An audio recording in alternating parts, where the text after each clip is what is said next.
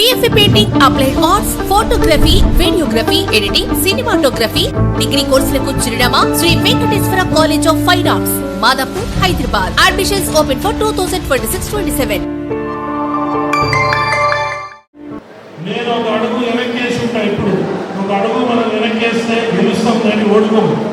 దయచేసి పెద్దలందరికీ రిక్వెస్ట్ చేస్తున్నాను, మనం ఒక అడుగు వెనక్కేయాలి. దేశ ఐక్యం కావాలి. బ్రాహ్మణులు ఐక్యం అయితే తప్పితే మళ్ళీ మనకి పునర్వైభవం రాదు. సంఘాలలో చూస్తున్నాం, ఒకటే సంఘంలో ఉంటుంది, ఇద్దరికి పడదు. ఇది వద్దు, ఒక అడుగు వెనక్కేయండి, చేస్తే ఐక్యం అవుతారు. ఇదే మాట నేను సంవత్సరాల నుంచి 1.5 years నుంచి చెప్తున్నా. దయచేసి అందరూ అది పాటిస్తే మన నెక్స్ట్ జనరేషన్కి న్యాయం చేసిన వాళ్ళం. ఇది మన గురించి కాదు, ఐక్యంగా ఉండటం, పునర్వైభవం రావడం, మన నెక్స్ట్ జనరేషన్ని కాపాడుకోవాలి. లేకపోతే నెక్స్ట్ జనరేషన్కి మనం తప్పు చేసిన వాళ్ళం అవుతాం, నెక్స్ట్ జనరేషన్ ఇబ్బంది పెట్టిన వాళ్ళం అవుతాం అని చెప్పి మీ అందరికీ ఈ సభాముఖంగా తెలియజేసుకుంటాం. BPS 2003లో బ్రాహ్మణ ఐక్యవేదికగా మొదలై చాలా సేవా కార్యక్రమాలు. BPS రాష్ట్రంలోనే చాలా ముఖ్యమైన సంస్థగా ఉండేది. కార్తీక వనభోజనాలు, ఉపనయనాలు, వివాహ పరిచయ వేదికలు, విద్యార్థులకు స్కాలర్షిప్స్ ఇవ్వడం, ఆ రోజు జరిగిన బ్రహ్మగర్జనలో కూడా BPS చాలా ముఖ్యమైన పాత్ర వహించింది. అందుకని నేను ఇప్పటికి కూడా అన్నదానం సత్యనారాయణ గారికి నాకు ఏదైనా సమస్య వస్తే వారు సలహా తీసుకుంటున్నారు. వారు బుక్కులు ప్రతిభా బ్రాహ్మణీయంలో ఒక బుక్ రాసేవారు, అది మనం చదవాలి అందరం కూడా. అంటే బ్రాహ్మణుల చరిత్ర ఏంటి, బ్రాహ్మణులు ఏ వైభవంతో ఉన్నదో, ఇప్పుడు బ్రాహ్మణ పరిస్థితి ఏంటి అనేది మనకి చాలా క్లియర్గా ఆ పుస్తకంలో ఉంది. అది మనం మళ్ళీ పునర్వైభవ దిశగా పోవాలంటే మన వైభవం ఏంటనేది తెలిసి ఉండాలి. మనకి వైభవం తెలిస్తేనే మళ్ళీ పునర్వైభవం అనేది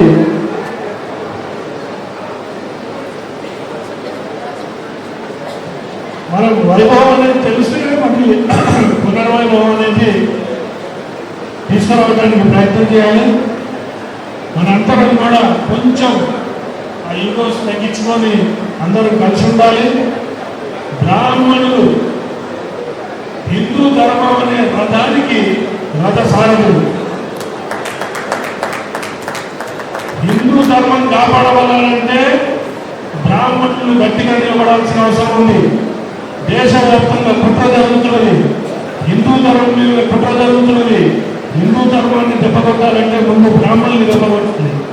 బ్రాహ్మణుని దెబ్బకొడితే ఆటోమేటిక్గా హిందూ ధర్మాన్ని కొట్టే ప్రక్రియ కుదురుతుంది. కానీ మన హిందూ ధర్మాన్ని రక్షించడానికి మన పీఠిపతులు, స్వామీజీలు వారందరూ కూడా వారి పరిశ్రమ వారు చేస్తున్నారు.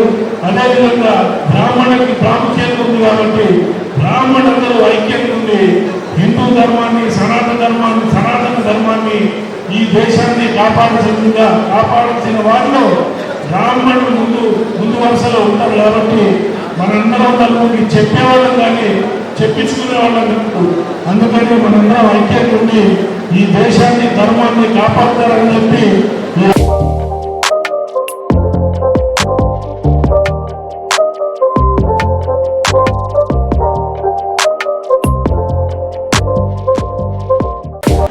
బ్రాహ్మణ సేవా సంఘ సమాఖ్య 2003లో ప్రారంభమై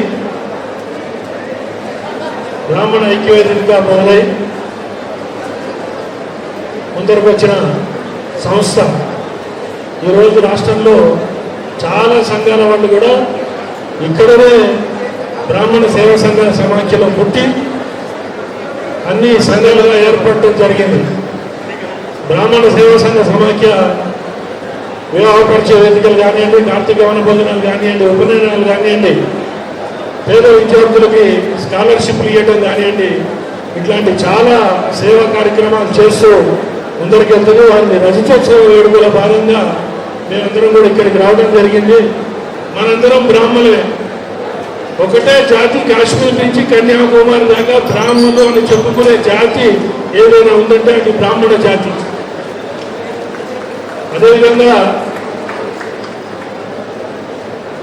బ్రాహ్మణ కార్పొరేషన్ చైర్మన్గా ఇంతకుముందున్న స్కీమ్స్ అన్ని ఇంప్లిమెంట్ చేస్తూ ఇంకా కొత్త స్కీమ్స్ కూడా డిజైన్ చేయడం జరుగుతున్నది.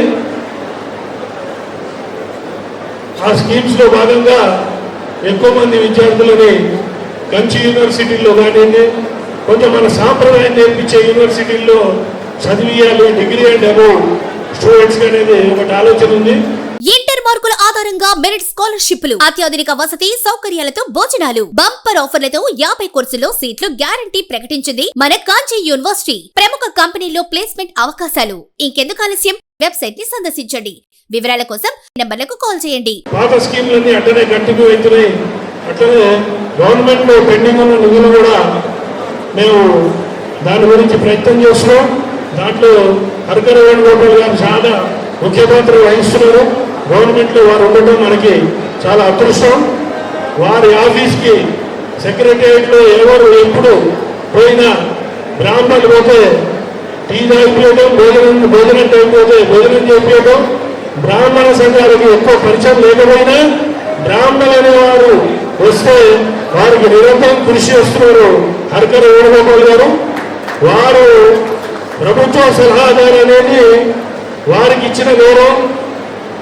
దానికంటే కూడా పదవి ఆయనకు అలంకారం కాదు, పదవికి ఆయన అలంకారం అని చెప్పి ఈ సందర్భంగా మేము తెలియజేస్తూ ఈ స్కీమ్స్ అన్ని కూడా గవర్నమెంట్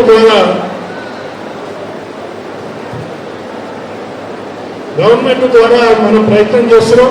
మా పెద్దలు, మా గురువు గారు వేణుగోపాలాచారి గారు ఉన్నారు. వారిని కూడా గట్టిగా పట్టుకొని సెక్రటేరియట్కి పెద్దల దగ్గర తీసుకుపోయి ప్రయత్నం చేస్తున్నాం. అందరి సహకారంతో బ్రాహ్మణ పరిషత్ ముందరికి వెళ్తుంది, బ్రాహ్మణులకి అండదండగా ఉంటుందని చెప్పి ఈ సందర్భంగా మీ అందరికీ తెలియజేస్తూ, మనందరం బ్రాహ్మణులే కాశ్మీర్ నుంచి కన్యాకుమారి దాకా. ఇది ఒకటి మన మైండ్లో పెట్టుకోవాలి. నువ్వు తెలంగాణ, నువ్వు ఆంధ్ర, నువ్వు లేకపోతే కర్ణాటక, ఇవన్నీ పక్కకు పెట్టాలని చెప్పి బ్రాహ్మణులందరూ ఐక్యంగా ఉండాలని మరొకసారి మీ అందరికీ తెలియజేస్తూ ఈ అవకాశం ఇచ్చిన పెద్దలకి ధన్యవాదాలు తెలియజేస్తూ ముగిస్తున్నాను. రాబోయే రోజుల్లో ఇప్పుడు ఆంధ్రాలో క్రెడిట్ బ్రాహ్మణ కోఆపరేటివ్ క్రెడిట్ సొసైటీ ఉంది. దాన్ని కూడా మేము స్టడీ చేయడానికి నెక్స్ట్ మంత్ అక్కడికి ఒక టీమ్గా వచ్చి అది స్టడీ చేసిన తర్వాత ముఖ్యమంత్రి గారు అప్రూవల్ తీసుకొని దానికి బొత్తిళ్ళ శ్రీపాదరావు గారు పేరు పెట్టి బొత్తిళ్ళ Sripadarao Telangana brahmin cooperative credit సొసైటీగా నామకరణం చేసి దానికి కూడా సీడ్ క్యాపిటల్ గవర్నమెంట్ నుంచి తీసుకొని మిగతాది మేమందరం కూడా పూర్ణప్ చేసి దాన్ని తీసుకురావడం ఒకటి చేయబోతున్నాం.